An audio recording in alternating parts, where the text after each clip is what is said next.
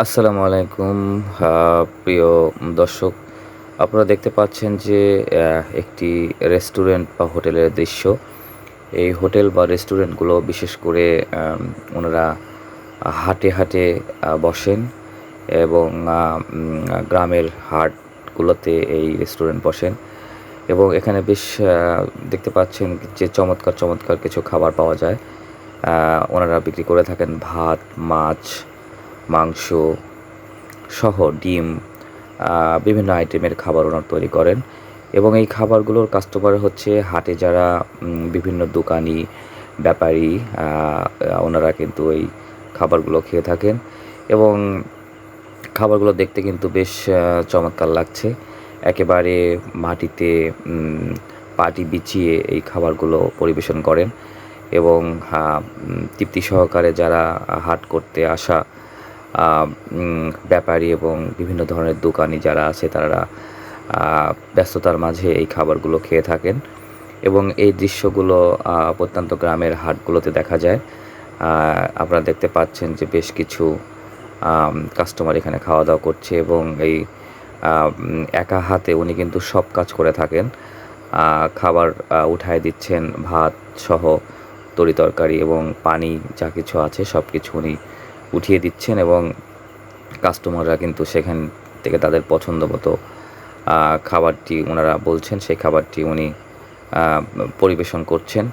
এবং এই দৃশ্যটি খুবই চমৎকার, একেবারে মাটিতে বসে এবং এই খাবারগুলো কিন্তু অন্য বড় যে হোটেলগুলো আছে তার থেকে খুব কম দামে পাওয়া যায়, রিজনেবল প্রাইসে পাওয়া যায়। কারণ হচ্ছে এনাদের এই দোকানগুলো ওনারা সপ্তাহে একদিন বসে, দোকানের ভাড়া অনেক কম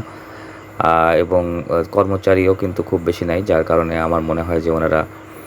অন্য হোটেল থেকে অনেক কম দামে এই খাবারগুলো বিক্রি করেন। তবে এখানে সবাই কিন্তু হয়তো খেতে চাইবেন না, তবে যারা হাট করতে আসা দোকানি অথবা ব্যবসায়ী যারা আছে তারা কিন্তু এখানেই খাবার দাবার করেন এবং ওনাদের সাথে ভালো একটি সম্পর্ক আছে। দেখতে পাচ্ছেন বেশ কিছু লোকজন কিন্তু অলরেডি এখানে খাচ্ছে এবং এই খাবারগুলো আমি যতটুকু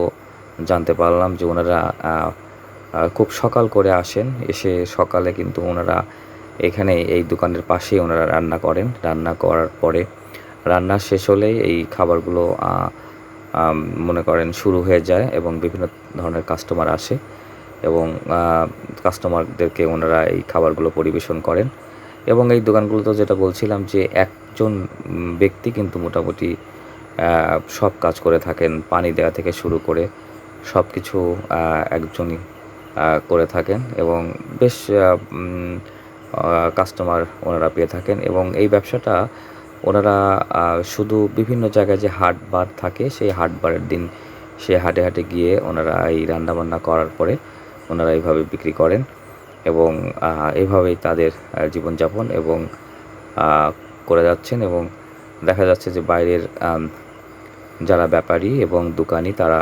এই খাবারগুলো হয়তো দূরে গিয়ে ওনারা খান না, এখানে পাশাপাশি পেয়ে যান বিধায় এখান থেকে খান এবং বিশেষ করে এখানে যারা গরুর ব্যাপারী তারা কিন্তু বেশি আসেন।